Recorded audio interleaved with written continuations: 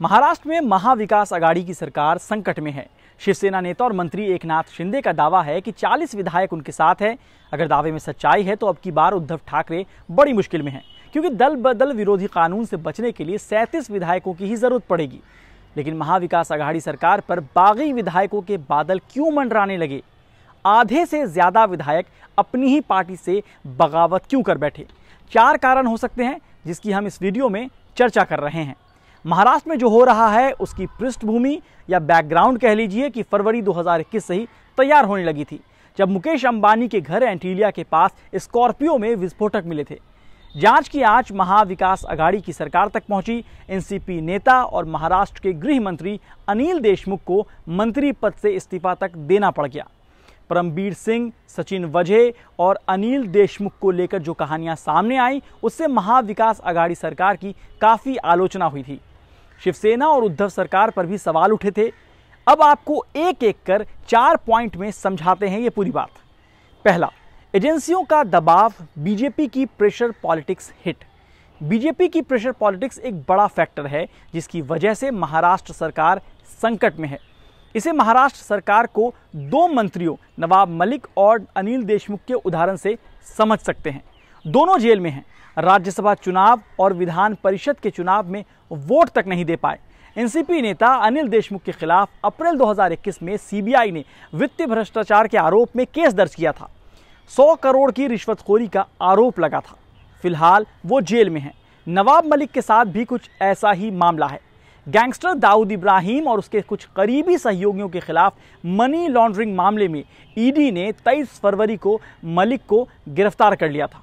अनिल देशमुख और नवाब मलिक को जेल होने के बाद विपक्ष के नेताओं में शायद एक मैसेज तो जरूर गया होगा कि बीजेपी के साथ हैं तो सुरक्षित हैं, और अगर उसके खिलाफ हैं, विरोधी पार्टियों के साथ हैं, तो एजेंसियों का खतरा बना रहेगा।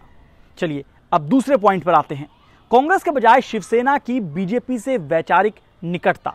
महाराष्ट्र में बीजेपी से अलग होने के बाद शिवसेना के सामने सबसे बड़ा सवाल था कि वो कांग्रेस के साथ विचारधारा के स्तर पर कैसे एडजस्ट करेगी। लेकिन जब महाविकास आघाड़ी की सरकार बनी तब धीरे धीरे शिवसेना की सॉफ्ट हिंदुत्व की नई छवि दिखने लगी।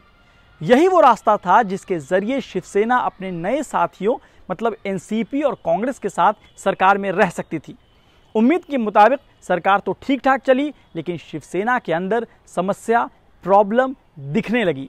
जमीन पर काम करने वाले कार्यकर्ताओं को सॉफ्ट हिंदुत्व वाली छवि से तालमेल बैठाना मुश्किल होने लगा।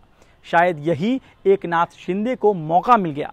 एकनाथ शिंदे ने कहा, हम किसी पार्टी में शामिल नहीं होंगे, हम शिवसेना में ही रहेंगे, हम बाला साहब और आनंद दिघे साहब की विचारधारा पर चलेंगे, सत्ता के लिए समझौता नहीं करेंगे। जय महाराष्ट्र, गर्व से कहो हम हिंदू हैं, हिंदुत्व के मुद्दे पर समझौता नहीं करेंगे। राजनीतिक गलियारों में यह भी खबर उड़ी कि शिंदे ने उद्धव ठाकरे को मैसेज भिजवाया है कि हिंदुत्व के मुद्दे पर बीजेपी के साथ जाना चाहिए। कहा जाता है कि एकनाथ शिंदे उन नेताओं में से हैं जिन्होंने शिवसेना का कांग्रेस के साथ सरकार बनाने का जो फैसला था उसका विरोध किया था। अब तीसरे पॉइंट पर आते हैं। महाराष्ट्र में हिंदुत्व की राजनीति का वैक्यूम, नए प्लेयर से डर। जब से शिवसेना, कांग्रेस, एनसीपी मतलब महाविकास आघाड़ी के साथ जो ये लोग मिलकर सरकार बनाया है इन्होंने, तब से महाराष्ट्र में हिंदुत्व की राजनीति का एक वैक्यूम पैदा हो गया है। राज ठाकरे अपने बयानों और कार्यक्रमों से इस वैक्यूम को भरने में लगे हैं।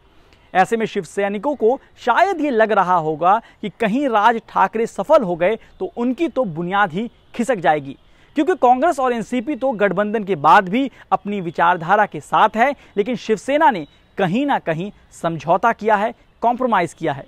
चौथा point, Sharad Pawar surrender mode में हैं। महाराष्ट्र की राजनीति को लेकर जब शरद पवार से पूछा गया कि क्या एनसीपी बीजेपी के साथ मिलकर सरकार बना सकती है, तब उन्होंने कहा कि इस सवाल का कोई मतलब नहीं है, सरकार गिरती है तो एनसीपी विपक्ष में भी बैठ सकती है।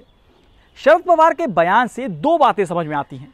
पहली कि उन्होंने एक हारे हुए खिलाड़ी जैसा रिएक्शन दिया है, रिएक्ट किया है। ये वही शरद पवार हैं जिन्होंने हर बार सरकार गिरने से बचाया, लेकिन अब की बार विपक्ष में बैठने तक की बात कह डाली। दूसरी कि क्या उन्हें पहले से अंदेशा था कि महाराष्ट्र में ऐसा कुछ हो सकता है?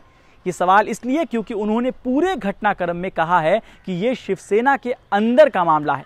बिल्कुल शिवसेना के अंदर का मामला है, लेकिन इस अंदर के मामले से फर्क सीधे तौर पर महाविकास आघाड़ी की सरकार पर पड़ेगा। सरकार गिर सकती है। शरद पवार को भी ये पता है, लेकिन अब की बार वो प्रोएक्टिव नजर नहीं आ रहे हैं। उन्हें शायद ये बात पता हो कि अब शिवसेना को साथ लेकर चलना मुश्किल है। उद्धव ठाकरे भले ही राजी हो जाएं, लेकिन पार्टी के अंदर एक धड़ा हमेशा से कांग्रेस के साथ सरकार बनाने के विरोध में रहा है। ऐसे में उद्धव ठाकरे भी मजबूर हैं। सबूत सामने हैं। नाक के नीचे से आधे से ज्यादा विधायक बागी नेता एकनाथ शिंदे के साथ चले गए। बाकी खबरों के लिए आप देखते रहिए द क्विंट और क्विंट हिंदी।